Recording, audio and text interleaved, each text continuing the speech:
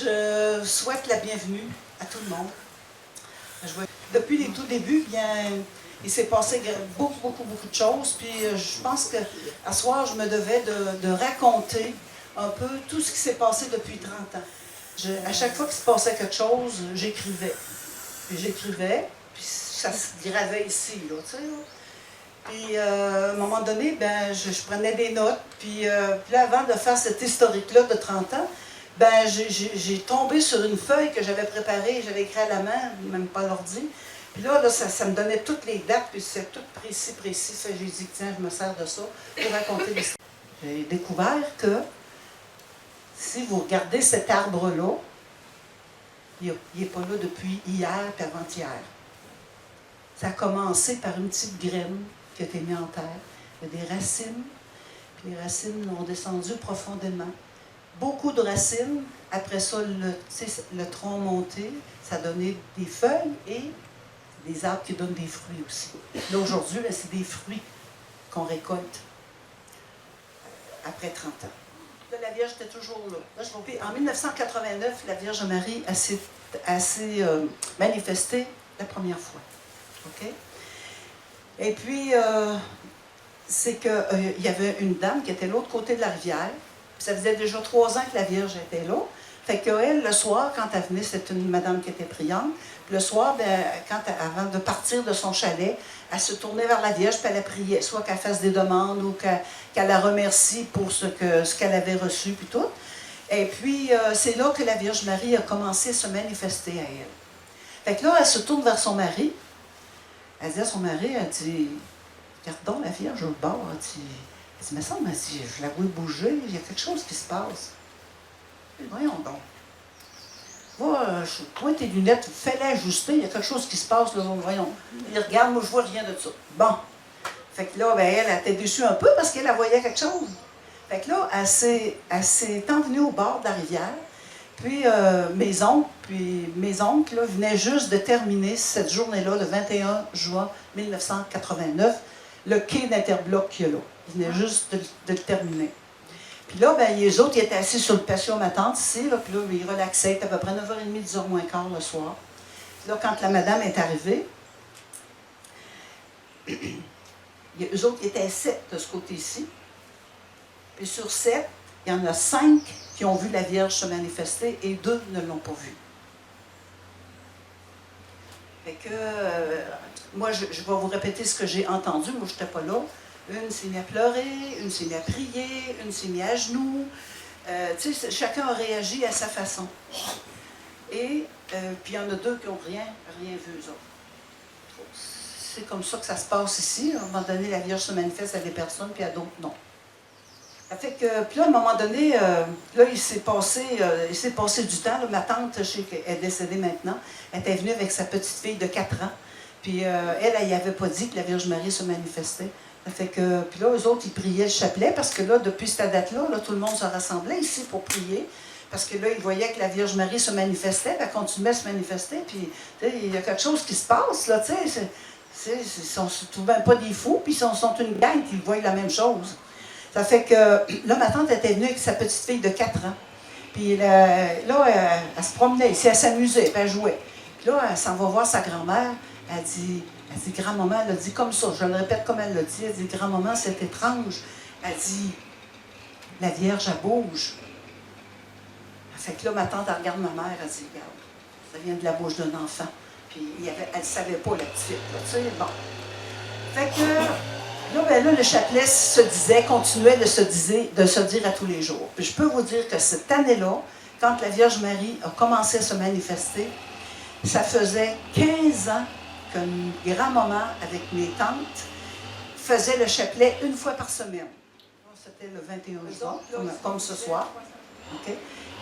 Puis pour ça, ce soir, on tenait à faire ça le 21 juin parce que le 21 juin, là, c'est la première fois que la Vierge Marie s'est manifestée. Il était à peu près 9h30, 10h moins quart. Fait que tantôt, à 9h30, 10h moins quart, là, ça fait 30 ans que la Vierge Marie... Puis vous êtes des choisis à soir ici, là. Vous êtes des choisis. Puis je ne le dis pas à peu près, puis je suis sûre, en tout cas. Marie, elle a choisi son monde à soir, puis c'est vous autres. Bravo.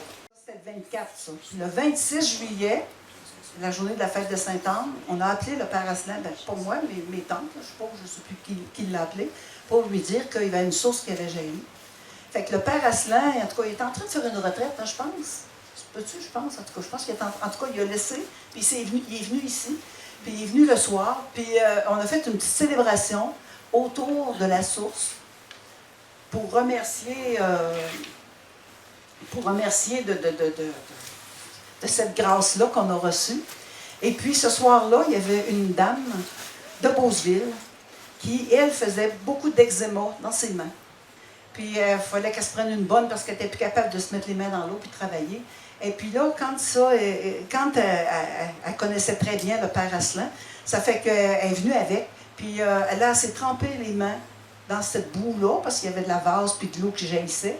Puis elle a été guérie, c'est le soir même. Le soir même, elle a été guérie de son eczéma parce qu'elle n'en est jamais ressenti, cette maladie. Ça fait que cette eau-là, ben, comme le père Asselin a dit, cette eau-là a vraiment des effets bénéfiques.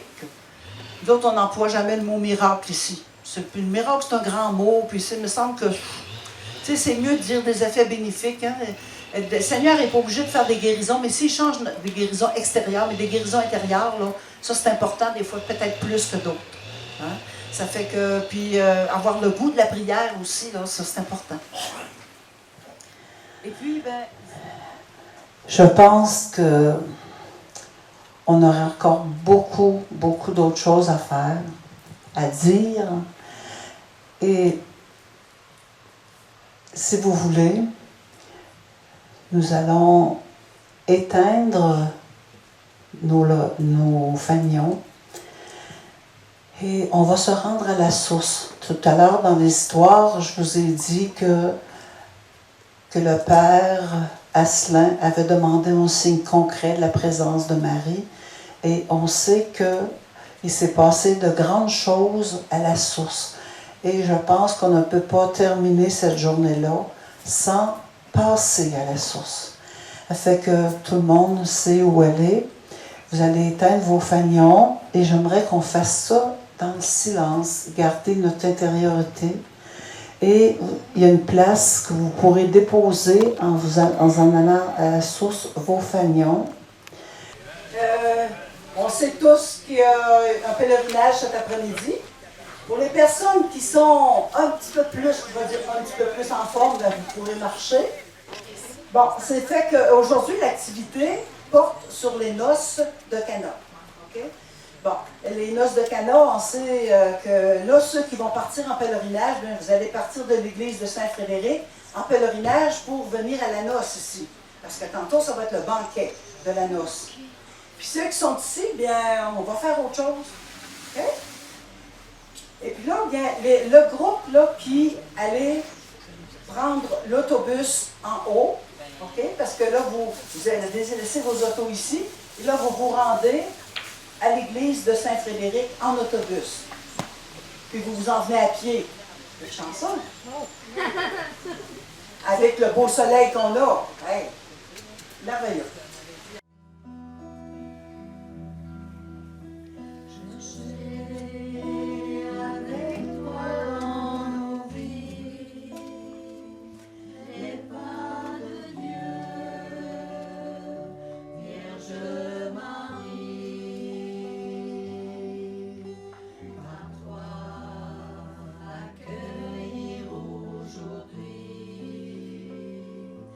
Le don de Dieu.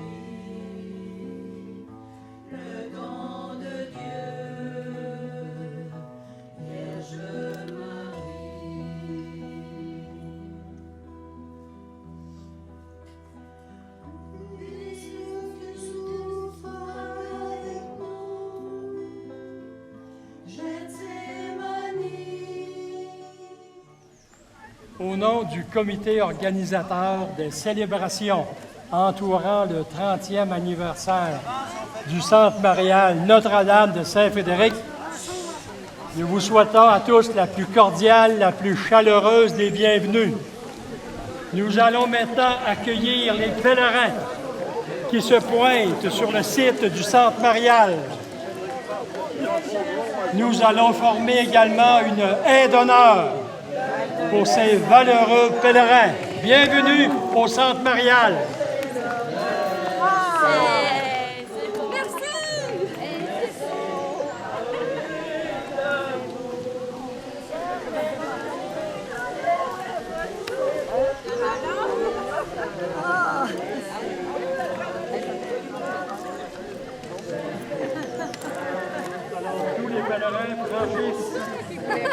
La haie d'honneur après avoir parcouru 5 kilomètres de marche dans la municipalité de Saint-Frédéric.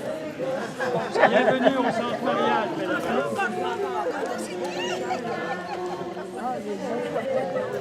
On peut pas voir si c'est là. Maurice, je vais se pencher.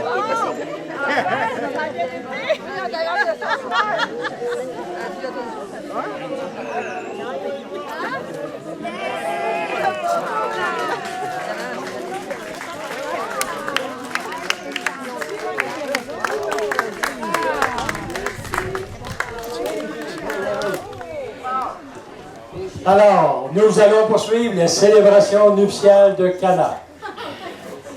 C'est-à-dire que nous allons vivre le mime des noces de Cana. Reportons-nous donc au temps de Jésus pour vivre ce temps mémorable avec Madame Solange. On vous écoute, Solange. Et toute l'équipe. Toute l'équipe. Fait que, au lieu de présenter cet évangile en la proclamant, c'est qu'on va la proclamer en chantant. OK?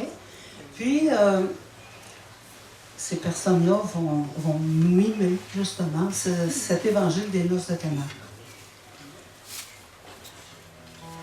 Au fur et à mesure, vous allez embarquer.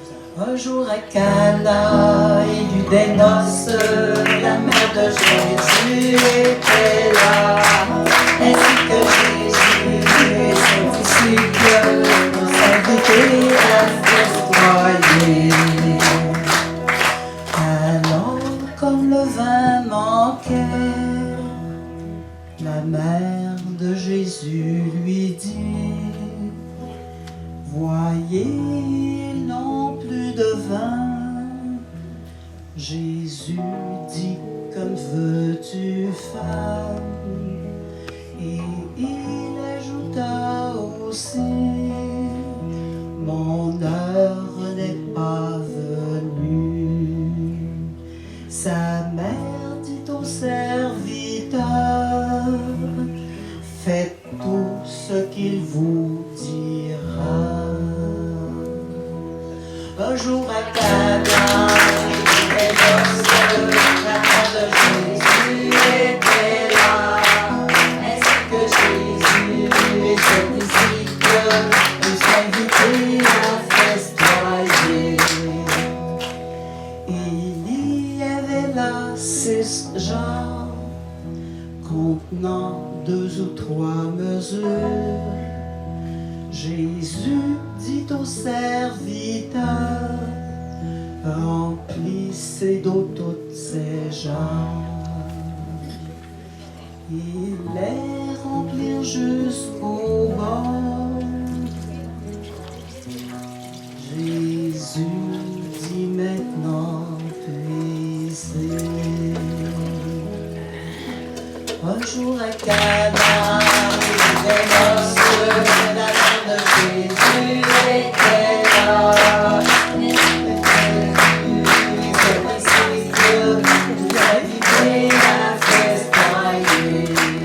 Un jour à Cana, il y eut des noces, la mère de Jésus était là, ainsi que Jésus et ses disciples, tous invités à festoyer. s'est passé quelque chose.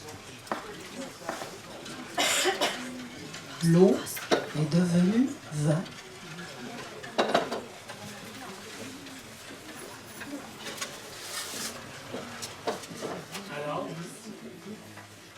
Nous allons demander à une personne par table de venir avec son pichet et on va vous remettre du vin nouveau que nous allons pouvoir déguster tous ensemble. À la santé de Jésus et de Marie. Oui, tout de suite, tout de suite. Oui! Un jour à Cannes, un jour à Cana, les belles noces, la mère de Jésus était là. Ainsi que Jésus, et c'est ainsi que tout s'habituait à festoyer. Un jour à Cana, les belles noces, la mère de Jésus était là.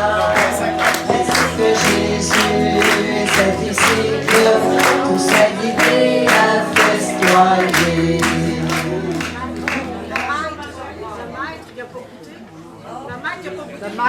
Goûter au vin, ben voyons donc. On fait goûter les mariés, la mère qui a goûté. Bon, ben, on va continuer.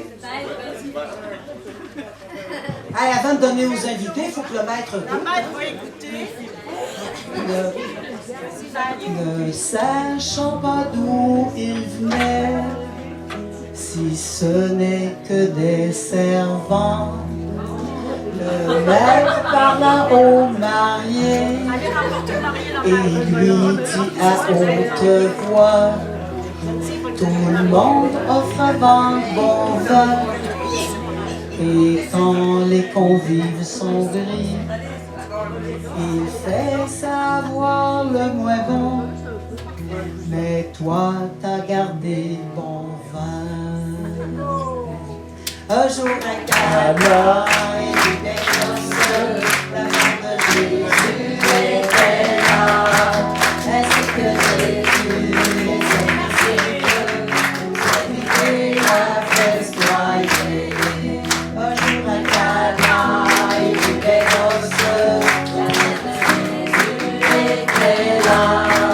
Ainsi que Jésus, c'est ici que vous invitez à festoyer. Ainsi commence à Cana les grands signes de Jésus. Il manifeste sa gloire et ses disciples en lui. Un jour à Cana,